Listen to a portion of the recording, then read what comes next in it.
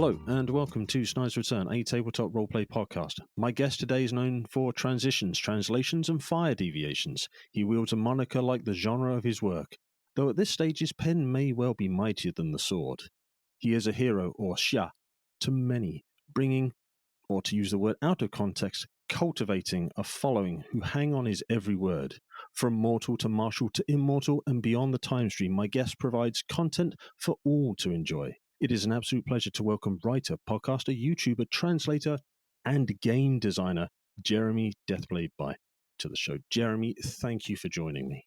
It's a pleasure to be here, and wow, I sound pretty good when you put it that way. I don't really think of myself as in those terms, but thank you, and it's a pleasure to be here.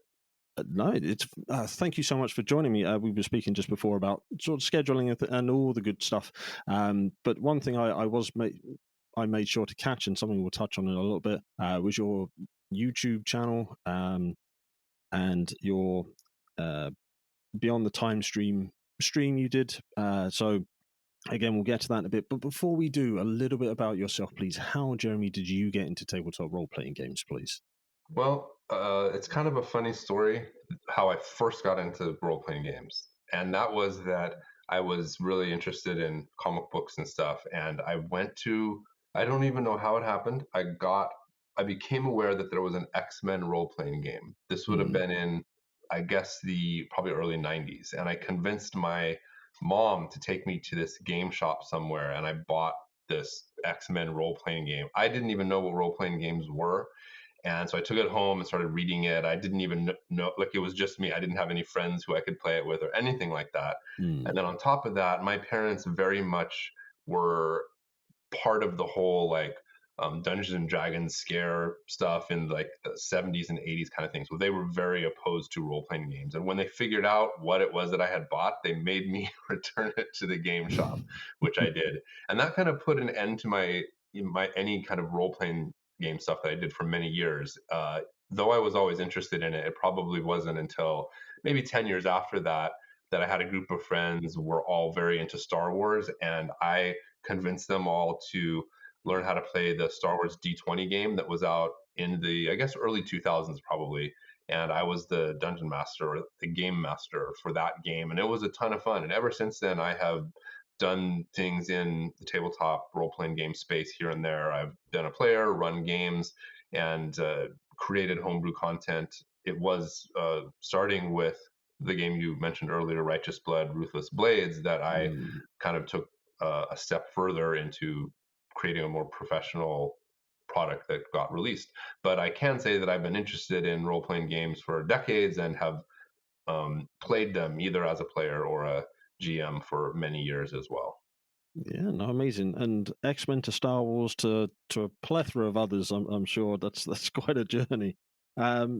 So sort of moving beyond the tabletop role playing game side of things, how did your relationship with comics and the written word and sort of pop culture in that respect, be it sort of what you're more specialized in, if that's fair to say, how did all that sort of move and come through to being where we are today? I'll try to keep it quick because it kind of relates to my life story, sort of. My dad was always a big science fiction fan. He had a huge collection of science fiction books. You know, I come from a weird background. I wasn't allowed to watch TV very much when I was a kid, and that included Star Trek. Even though my dad was a huge Star Trek fan, that said, my dad had a collection of Star Trek paperback books that were probably from, I'm guessing, the 60s or something like that. And I read all of them. And I didn't even realize it until years later that those were the novelizations of all of the episodes of the original Star Trek. So even though I haven't actually watched the original Star Trek episode, every single one, I have read the novelization of every single one. And just from that's just a microcosm of my whole life. I was always into reading, gaming, not console gaming, but my dad was building computers as early as in the 80s, and we would play games like King's Quest, Space Quest. Wasteland was a really influential game to me, which was sort of like a precursor to Fallout. So going back many, many years, I've always been into all kinds of gaming, pop culture, and geek stuff. And then what happened was after high school, I went into the family business of real estate, believe it or not, which I didn't like. I really did not like real estate. So after Mm. doing that for almost, let's see, 5, 8 years or something, I said, forget this. I'm not doing real estate anymore. And I went back to college and I studied art.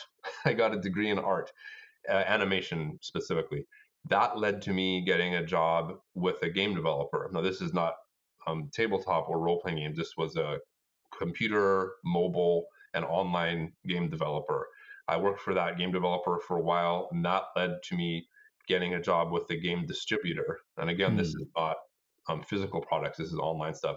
But I was working in that job in New York City. Now, this is where the thing leading to Righteous Blood, Ruthless Blade kind of comes in, because as all of this was happening, I also got involved with studying Chinese and Chinese culture, language, everything. So when I moved for this job to New York City, I had to live in Chinatown because I was working in the financial district, which is literally right next to Chinatown. So I moved to Chinatown all the while studying Chinese. Eventually, the writing on the wall for that company appeared, and I jumped ship again and I moved to China. And it was when I was in China that I started getting involved with translating Chinese fiction. Fantasy, I call it Chinese fantasy because there are different subgenres that kind of all are different from each other when you're a part Mm. of it. But from the outside, they all kind of seem the same. But anyway, I started getting involved in that translating work, and that turned into a career, which I have now been doing for which I've now been, I've been translating and also creating original fiction content for closing in on a decade now. And then because of that somewhat level of expertise, or at least familiarity with those genres and the language and culture, that's how I ended up getting to be part of the two-person team that made Righteous Blood, Ruthless Blades. So that's my life story in a nutshell. Yeah, absolutely. Amazing. And your some of your work I have physically sat around me, which is great to sort of have drawn on. Um, and the fact you've moved from properties to intellectual properties to develop alongside these companies is fantastic. Um, so, with the development of actually, before we get into that, I really want to help support you. So, where, Jeremy, can we go to find you online? Where can we follow you? Where can we sort of track you down and see your content for ourselves, please? Well, I appreciate that. The easiest thing and most simple is just to go to my website, which is my name, jeremyby.com. And I have links there to everything. But I do have a YouTube channel. I'm fairly active on Twitter, although not as much nowadays. And I am also on like Facebook and Instagram. Most of the time, I'm pretty sure if you just search for my name, Jeremy By, at Twitter or Facebook, you'll be able to find me, or throw in Deathblade as well. That's my online moniker that I've used for decades. So if you go to my website, again, jeremyby.com, you can find links to all of that, links to all of my works, whether they're translations or original fiction or games, whatever it is. Absolutely. I will make sure there are links down in the description below. So please scroll down, follow those links, support Jeremy, support the fantastic content that you have created and continue to create, and things we'll touch on. I would like to concentrate now on Righteous Blood, Ruthless Blades. I've picked it up both electronically and physically from Osprey Games. Such a beautiful book. What was it like to sort of take these inspirations from? Make sure I get the pronunciation. Wuxia, uh, and bring them into the role playing game and put it out for general release and enjoyment. What was that like? It was really fun, and it was a passion project. The My co-designer Brendan Davis has been doing this for a lot longer than me, so he has a game system, a general game system called Network that has been used on a number of different products. He created a game called Wandering Heroes of Ogregate, which is also a wuxia role-playing game. It's a little bit different. We borrowed some of the mechanics from it for Righteous Blood, Ruthless Blades, which kind of Osprey wanted us to do that because they Mm. had something, a frame of reference that they knew, they knew it worked. Basically, I guess is what they were thinking. And so he is very familiar with that side of things. And the way he and I met was that during the boom years of the translation scene, I caught his attention, and I ended up being part of the playtest group for Wandering Heroes of Ogre. It was toward the very end. I think he was already doing the layout to send it to the printer by the time I jumped in to do playtesting. But I was there on the tail end, and then I wrote a novelization of some of the history of the Wandering Heroes of Ogregate universe. It's called that book. Yes, you have it right there, Legends of Ogregate. And so I wrote that, and then we, stayed in touch over the years. And he was the point of contact with Osprey, and then he reached out to me asking if I would be interested in working with him on it. And I said, of course, because it was a really cool opportunity. And we made this game different from his other stuff, Wandering Heroes of Ogregate and all that, and also different from other wuxia role playing games which exist, because there are a number of them out there, some that are very popular. And so we were aiming for a very specific style of wuxia that is common in books and in movies, and it talks about that in the book itself. So you can learn more about it in the book if you get it. But it was really fun. We worked really hard to make it so that our characters are not our NPCs, our settings, our special moves that the characters can do, their backstories, everything is as close as we could get it to what you would experience in reading those kind of books in China or in Chinese or translated from Chinese. And it was real fun to emulate it, but not copy it, and take inspiration from it, and hopefully pay homage to it as well. And I think we did a pretty good job of that. I came in, and you mentioned it in some of your YouTube videos. You mentioned it in the fantastic Understanding Chinese Fantasy Genres. I made sure I picked up that a copy because wanting to, respect the source content and everything, all the hard work you put into Righteous Blood, Ruthless Blades. And I've got many things I love about it, and I'm looking forward to running it myself. But what are some of the inspirations that really sort of stand out to you going into the book and sort of really bringing that wuxia feel alive to the GM and to the players? Well, much of the inspiration, not all of it, much of it came from one specific author whose name is Gulong. And I have personally translated, let's see, Seven Killers, Heroes Shed No Tears, Dragon King with Seven Stars, Blood Parrot. So I've translated 4 of his novels at this point. They're not official licensed translations. That's another story. But I have translated 4 of them, and there are many, many movies which are based off of his novels. There are some of his novels as well that I have read in translated form. And same with Brendan. We both really like his specific style of wuxia. So as you can imagine, with any sort of creative property, different creators put their own spin on it, and it's the same with wuxia. So you have different novelists that are known for their own way of creating content, creating worlds, creating characters. That goes for both novels and movies. Although a lot of the movies are based on the novels, so there's kind of a little crossover there. But our primary inspiration came from Gulong, and especially a lot of the movies that are based on his novels. But of course, there are many other movies that fall into the same category, and there's other novels as well. But his style of wuxia is a lot more sort of cinematic, and he was very influenced by a lot of Western fiction and cinema as well. And so his worlds and his characters tend to be a little bit more gritty, a little bit more anachronistic, a little less historical compared to some of the other famous wuxia novelists. And it's just very over the top and emotional as well. And so that's why for example, the cover, there was quite a bit of debate, not debate. We were just discussing it between me and him and the producers at Osprey about what picture among all of the art from the interior to use as the cover.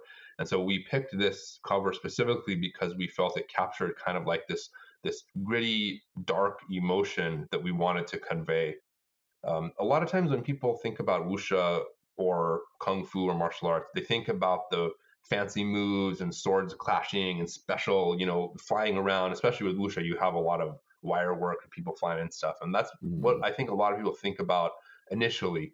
But there's a lot more to it than that, especially in Gulong's stuff. In his works, the fight scenes tend to be less these complex, drawn out things with people using all these special moves on each other, and more like a face off between two people. And I always correlate it to spaghetti westerns because I think they're so similar. Mm, Some spaghetti westerns, some of my favorites. Like, for example, the original Django movie from like, geez, when is that? The '60s or something. It's, I don't know if you've seen it. It's the one that opens up with a guy dragging a coffin through the street. You could take that movie and transcribe it into novel form and just replace the guns with swords, and mm, it would basically be a wuxia novel straight up.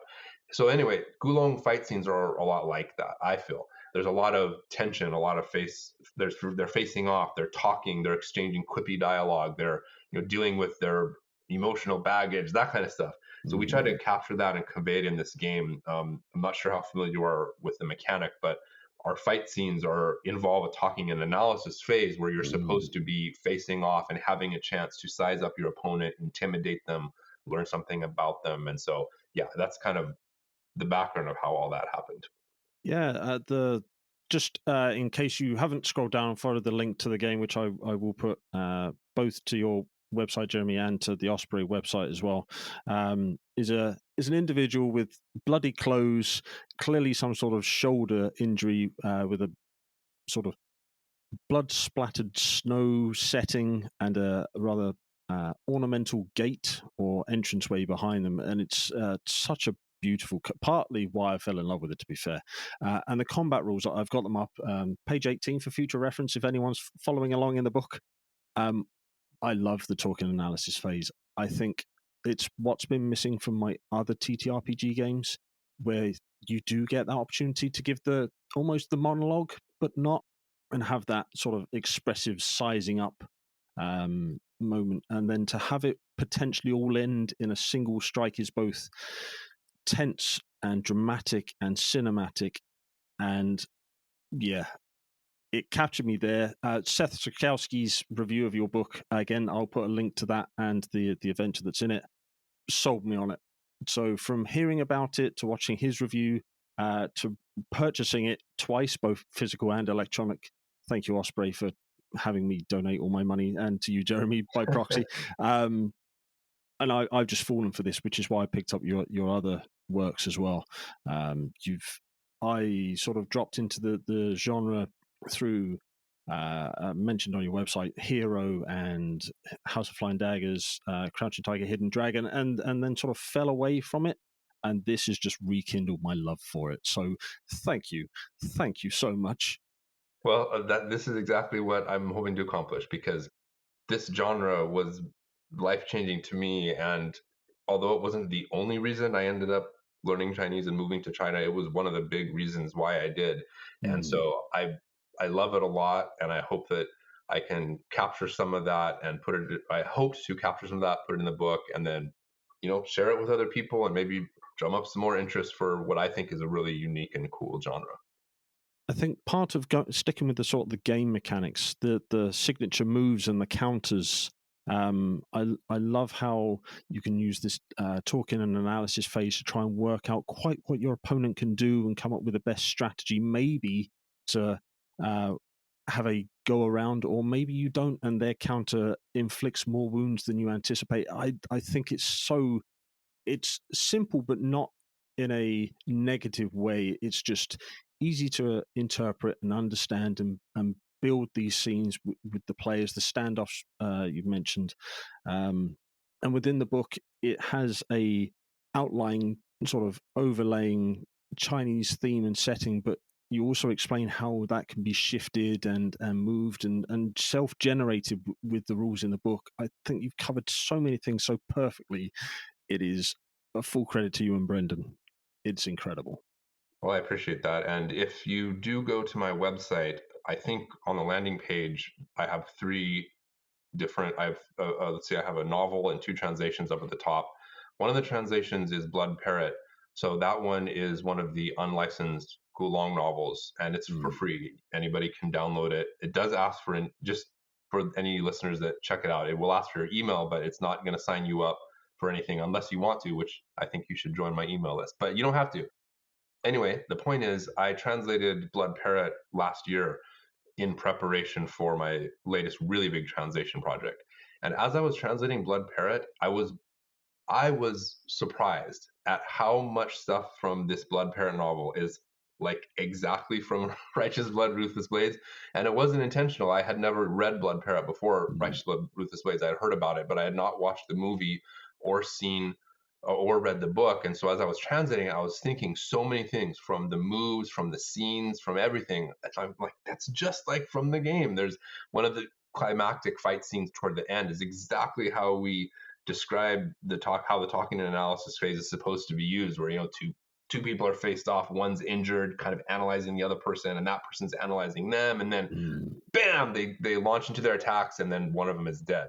And so anyway, I'm glad you like it, and I do think it not only emulates the genre in the way that we were aiming for, but I think it's also a pretty sort of elegant system for the fighting.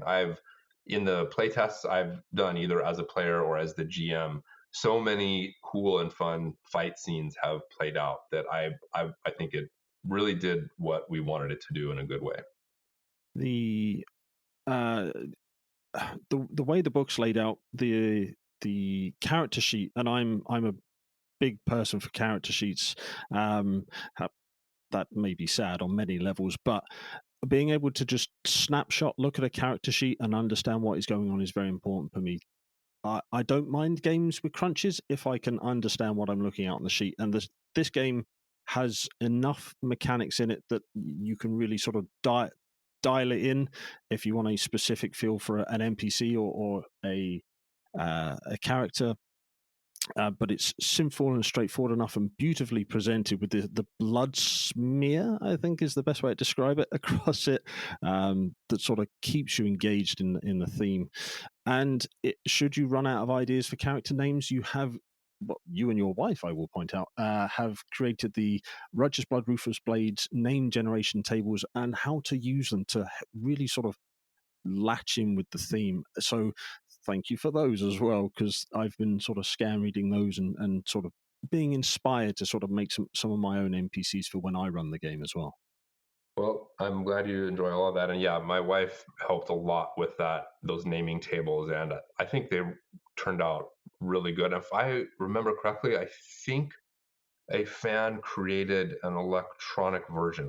I might be remembering this incorrectly, but I have a link to it on my site as well. I have a ton of resources for the game there, and one of the people who has read my translations and enjoyed the game did a bunch of coding to, I think, make the name generator automatic, but I could be wrong on that. And the other thing I wanted to mention, this is something I wish that we had mentioned this in the book somewhere, and we didn't, and I keep kicking myself for it, but all of the NPCs were generated using the character generation rules. So they are all basically pre-gen characters. So if you want to jump into a game and you have a new player or something, or maybe your players don't feel like making the characters and you don't feel like making the characters, you can literally just copy the NPCs out of the book and they are all legit characters, except with the exception of one who sort of breaks the rules. I'm not going to explain what that is. You have to find that out.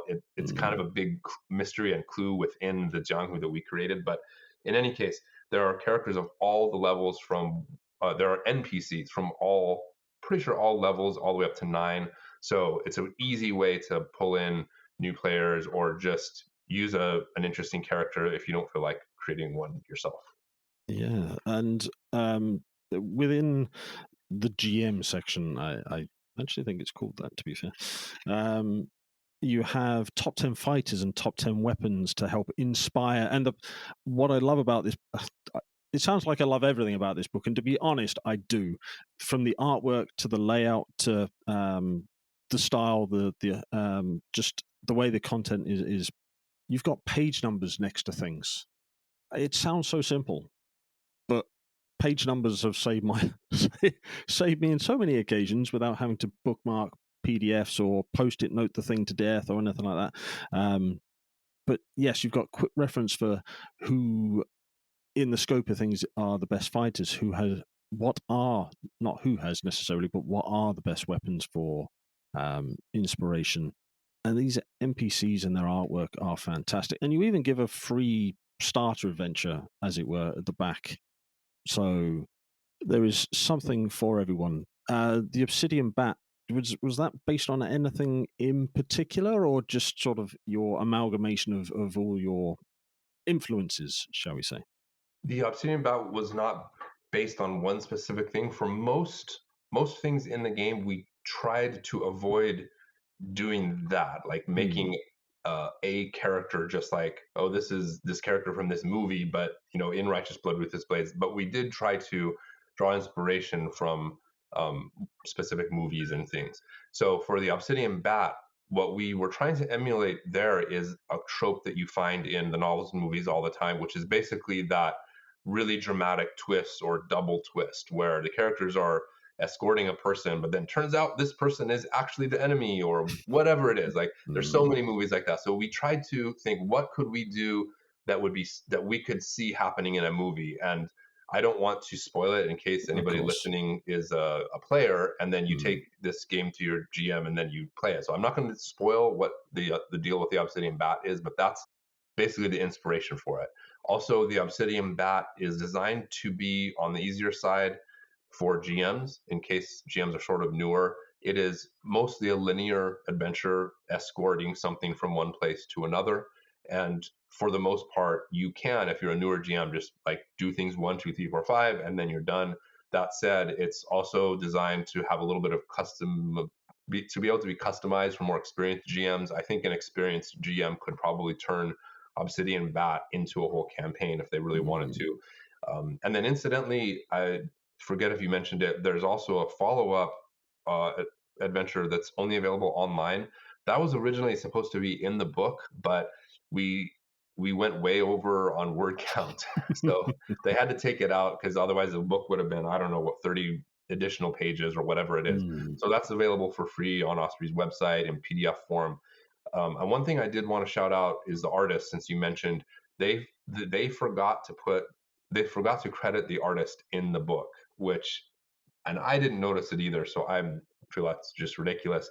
The art is by Kagan McLeod, and I agree with you that he 100% nailed it. I got familiar with Kagan McLeod's work by meeting him in person at Comic Con San Diego decades ago. mm, I wasn't the one that got in touch with him about doing the art for this, but when I found out it was him, I was very pleased, and he really, really nailed it. The For anyone who hasn't checked it out yet, basically the art is kind of like reminiscent of old Shaw Brothers movies, as opposed to the more modern like wire work CGI kung fu stuff. Not that I mm, don't like that, but this is supposed to harken back to those older Shaw Brothers Hong Kong wuxia movies, and the costumes are really pretty authentic, but at the same time have a little bit of that cinematic flair. Some of them, I know I'm getting into minutia here, but some of the costumes have like anachronistic hairstyles or something, but it's all been done intentionally to evoke that sort of feeling. As I've gotten older, I've gotten I have become more and more interested in those older movies compared to the newer CGI stuff. Again, mm, I like the newer CGI stuff as well, but those older movies, I feel a lot of time capture that sort of emotional aspect that sometimes newer ones seem to leave behind in favor of the flashy effects. mm. Not everyone, because like you were talking about Hero and uh, what what is it, House of Flying Daggers and stuff. Those blew me away when I was getting into this genre as well. So sorry, I've kind of derailed the conversation. I'll No, hand it not back at to all. you. Not at all. Not at all. So this is Righteous Blood, Ruthless Blades is a Wuxia, or I had to make again a nod to your channel. I made sure I went to your YouTube channel and listened to the pronunciation guide you did on there. So that's why it might sound odd when I'm saying it's because I'm trying to pronounce it correctly. Um, but this could also be used in the other sort of subgenres or genres of Chinese fantasy, Shenxia, for example. So having the sort of the flexibility to sort of move the game along that fader, that scale, um, where do your sort of tendencies lie with respect to if you were to run a game tomorrow, for example? So this is a deep topic, and so first of all, let me address your pronunciation. Very good. So I think you did a great job for the pronunciation. And then number two, you mentioned xianxia, which that is the more sort of high fantasy type of Chinese fantasy with immortals and gods, and a lot of it is very heavily mythological. Mm. Those novels, especially the one I'm currently translating, falls into that category. They usually start out in a way that's very, very similar to Wuxia, but it eventually goes far beyond that to where, the characters, and I'm talking about in the novels, because they do have movie and TV adaptations of a lot of these, but it's hard to convey the scope of what happens in these novels because the characters become so powerful that they can, destroy mountains. And then it'll go even beyond that to where they are creating continents, they're creating Mm. planets, they're creating universes, that kind of thing. So that stuff gets mind blowing. And I would love to see a game system that lets a tabletop role playing game system that allows characters to go on that journey.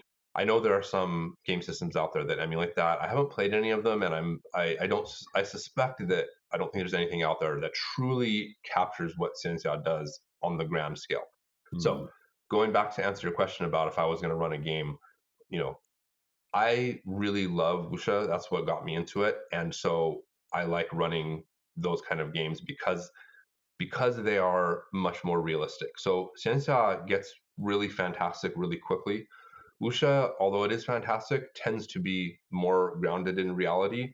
A Mm. lot of the things that appear in Wuxia novels and movies are from real life. So the Shaolin Temple, Shaolin is in Wuxia all the time. Wudang is always there.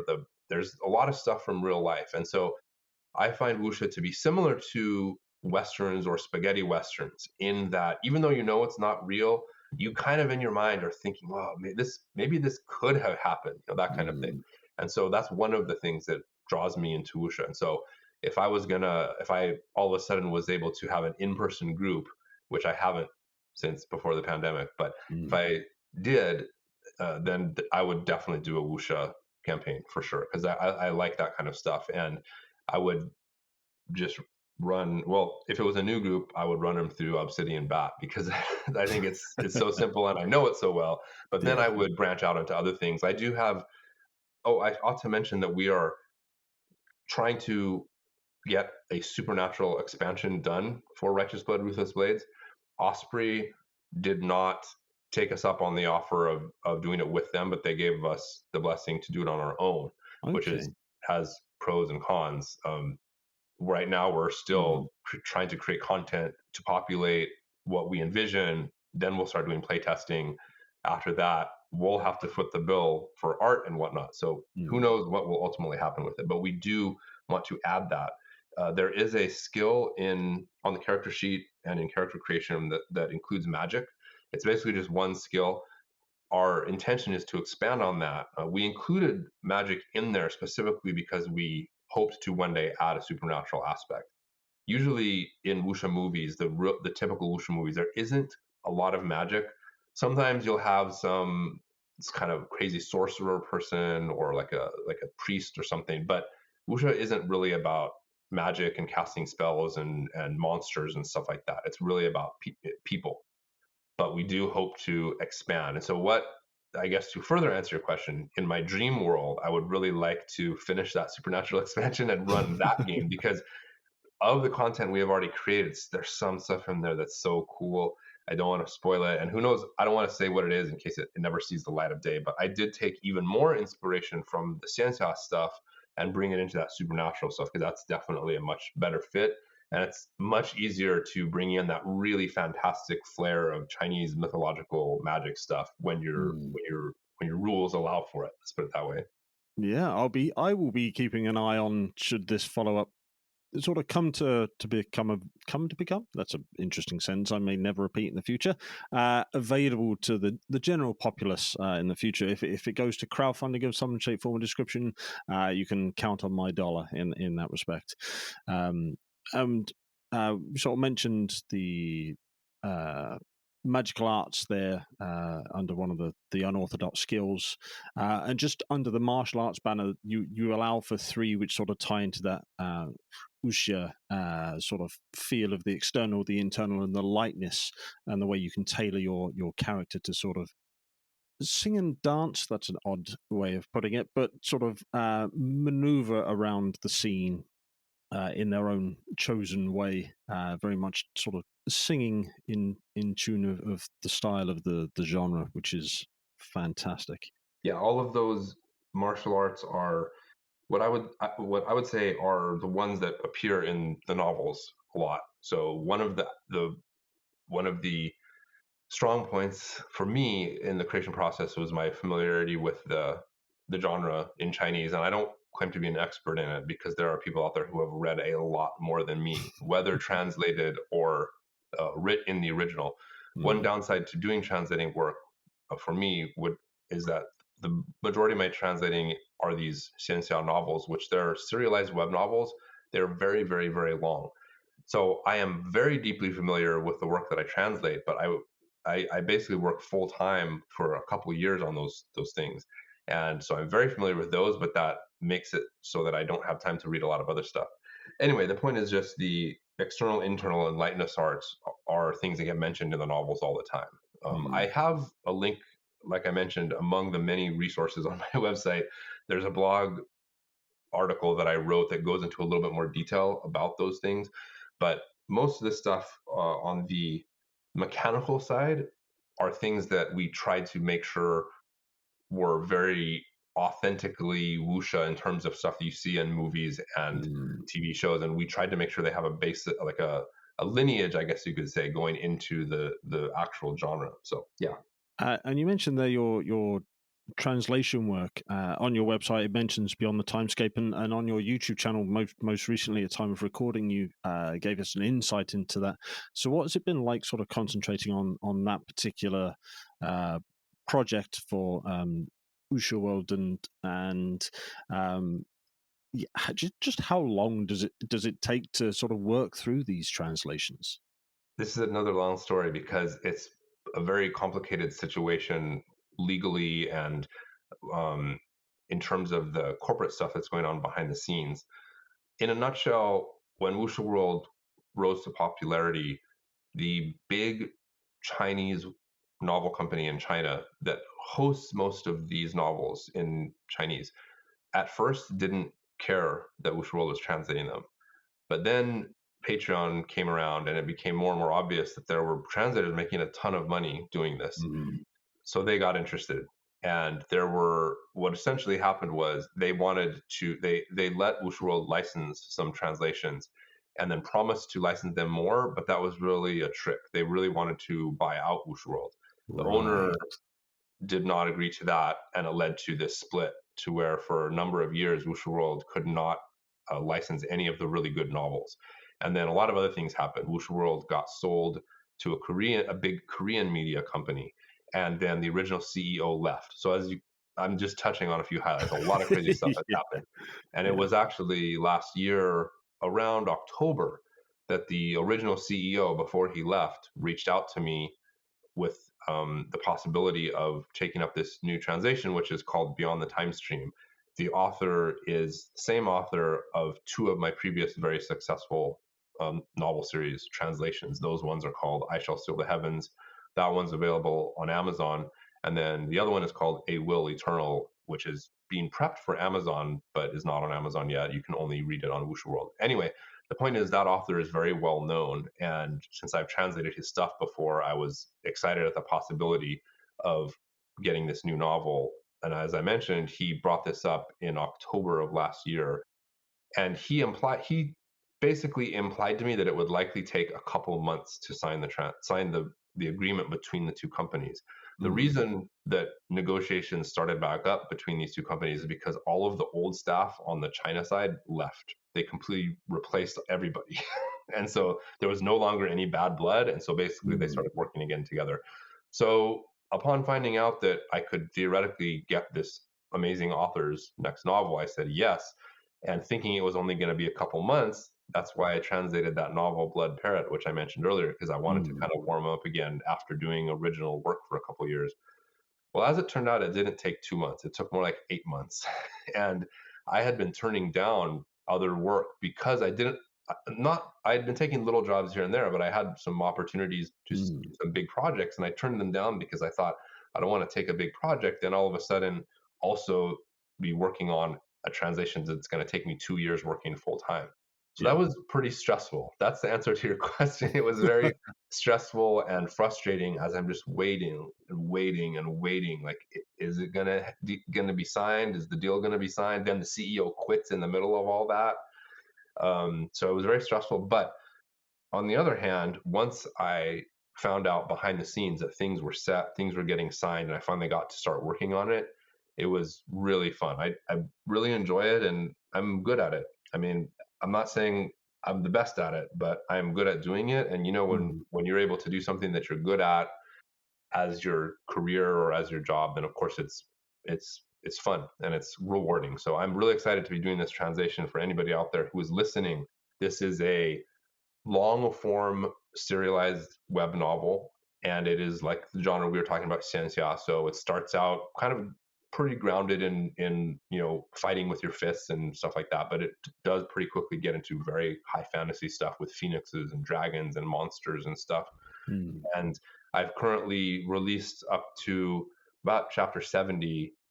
This novel in Chinese already has 600 chapters, and it's an ongoing novel, so we don't know when Mm. it will end. But the other novels I translated, one of them was about 1,300 chapters, the other one was 1,600 chapters. This author has done novels that are over 2,000 chapters. It's probably more appropriate to call it a series, I guess, than a novel. But so anyway, it's just starting, but it's going to be going for a long time, and I have no Mm. idea when it's going to end. So I've committed for quite a big job with no idea when it'll be over. But so far, the novel's been very well received, and I'm really enjoying it. It's a really, really fun novel that goes back to the author's what originally made him famous. He wrote a novel, not one that I translated, but it was very sort of dark, and I would say maybe grim dark on the Chinese fantasy side. And Mm. then over the years, he changed. His novels became a lot more lighthearted and comedic. And with this one, he's going kind of dialing it back to his more original style. So the main character is kind of ruthless. It's a grim and gritty world, sort of post-apocalyptic in a fantasy way, Mm. and it's really fun. So I would say it probably is a pretty good entry point for people that are interested in seeing what it's like. Although again, it's not done. So if you want one that's done, I Shall Fill the Heavens is probably a good one to start out with from my work because it's completed. You can get the whole thing on Amazon. You can read it for free if you use Kindle Unlimited. So Mm. yeah, I'll leave it at that with the plugging my own translations. Yeah, well, link on your website. So scroll down, follow those links, and follow those links, and see which ones sort of really resonate with yourself. Speaking of yourself, Deathblade. I was going to leave it a little bit longer, but curiosity has got the better of me in that respect. Please just give us a little bit of background on that. Okay. So why am I called Deathblade? Good question. It goes back to when I was in high school, my very first email. So this would have been in the early 90s. I was trying to get something that was like super like edgy, and so I picked Mm. Deathblade 13. That was my first Yahoo email.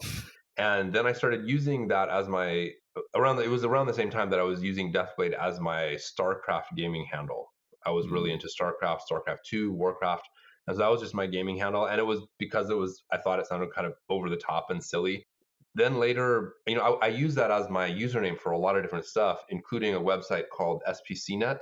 SPCnet is where people posted fan translations of Wuxia novels when Wuxia was getting really popular during the Crouching Tiger or House of Flying Daggers days. You could go Mm. online and read a lot of translations on SPCnet. So I created an account there with the username Deathblade just to comment on stuff. And then years later, after I moved to China and I started doing my own translations, initially just to improve my reading ability, I was thinking, oh, I should go back to that SPCnet. I wonder if my account still exists there. And it did. And so I started posting my translations under my old account named Deathblade. And then that's what led to me picking up the translation I Shall Seal the Heavens, which turned into a big hit and Mm. started my career doing translating as my main job. And so, yeah, I just kind of went from there. I had been using that username for years. And so when I went over to Wuxia World, I used the same username and people got to know me with that name. Mm. I'm trying to switch to a different pen name. So Jeremy Bai is also a pen name.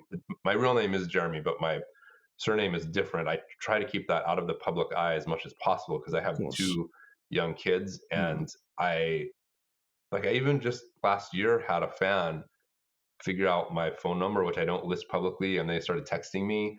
Oh, That kind of wow. freaked me out. And so Yeah. I want to keep my surname out of the public eye as much as possible for my kids' safety.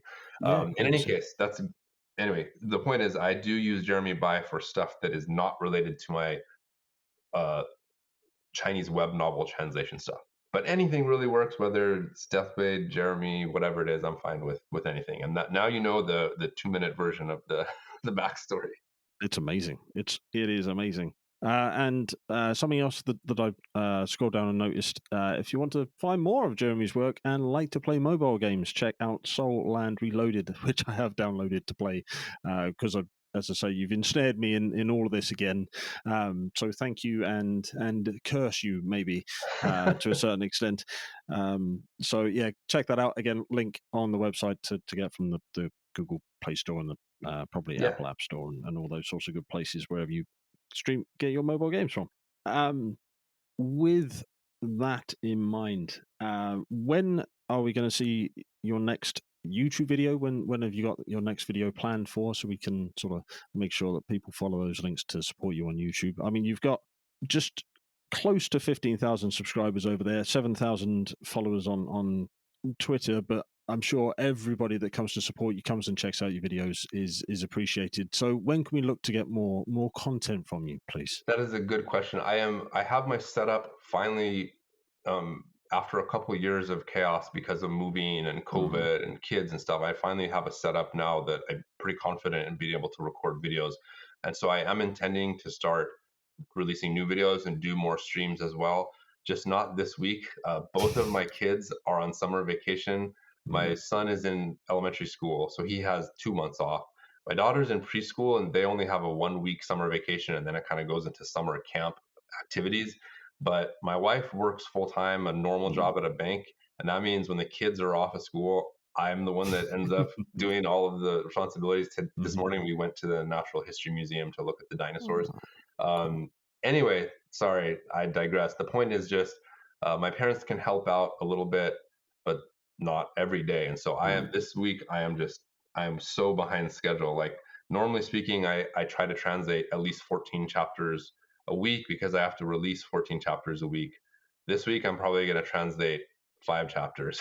So I'm going to fall way behind this week, and then I'm going to have to work hard to catch up. double down, yeah. But anyway, once my daughter's back in school next week, then I Mhm. should be able to find some time to record a new video or do a new stream. And so that's what I'm aiming for next week. All right, perfect. So we can find you, follow you, support you, and all sorts of good things, Jeremy. Please, where can we find you, follow you, and support you? Well, like you mentioned, I do have the most followers on Twitter, and that's where I tend to center my announcements and whatnot. I do have a Facebook page. I do have Instagram. I do have what else do I have? I don't know. All the links. I have a Discord server as well. Links Mhm. are in the YouTube video description usually, but all of my links are on the website. So the easiest to remember is jeremybai.com, JEREMYBAI.com, and then from there you can find links to all of my social media. You can join my email list, find my YouTube channel, whatever it is. All right. I will make sure there are links down in the description below this podcast. So please scroll down, follow those links. If you are looking for a Wuxia role playing game, then I highly recommend. And again, I'll put a link to Seth Koskowski's review of it as well. Because don't just take my word for it. Take someone that reviews these things full time. It sells it amazingly. It's fantastic. Righteous Blood, Ruthless Blades, a D10 system of a Wuxia role playing game that you can sort of tailor to your wants, needs, and desires. And there's a community, a Discord. It's all there. So please scroll down, follow those links. Jeremy, it's been such a pleasure, and I've felt alive talking to you about this stuff. I've been more animated than I expected to be, which is quite something for me. So thank you so much for spending some of your precious time chatting with me today about Righteous Blood, Ruthless Blades, and all your sort of translation and other work. So thank you. Well, thanks for having me, and I'm glad to have sparked some passion in you. And I hope that you enjoy the game when you play it, and I hope you enjoy the other of my work that I've seen that you picked up, and I appreciate that as well. And thanks for the opportunity. I hope everyone out there who is listening will give the game a shot. Honestly, I think it's a cool book to have, even if you just scroll through it, read some things, look at the pictures, add it to your collection. It's like you said, definitely a beautiful book. It surpassed my expectations on the production side far and away. Oh, and also I do want to shout out thanks to Seth Skorkowski for that review. I I don't want to go overtime here, but I was not expecting him to do that. I in my dreams, I was thinking it would be so cool to have Seth Skorkowski do a review of my game, and I was thinking, should I reach out to him and ask him to do it? And then in the end, I just was like, nah, it's too cringe for me to ask for a review, but I will just send him a game for free. So I sent him the copy, and then months later, all of a sudden that video came out, and it was definitely like a dream come true. So shout out to Seth Skorkowski for that amazing review. And yeah, check it out because he really does encapsulate the cool stuff about the game. All right. Jeremy, I'd love to get you back on the future, especially if the follow-up title becomes a title, more than just a bit of a pipe dream and a series of wants, needs, and desires as it currently stands. If you'd be willing to come back and join me, of course. Yeah, absolutely. Amazing. Well, Jeremy, until we speak again, thank you so much. Thank you. Thank you for listening. If you'd like to learn more about the show, then go to www.snydersreturn.squarespace.com. Alternatively, you can find us over on Twitter @ReturnSnyder. We have a Linktree link in the description of this episode. And if you want to support us, come and join us over on Patreon. And we also have a Discord server. Please leave us a review because we'd love to learn how to improve the channel and provide better content out for those who are listening. Until we speak again, thank you.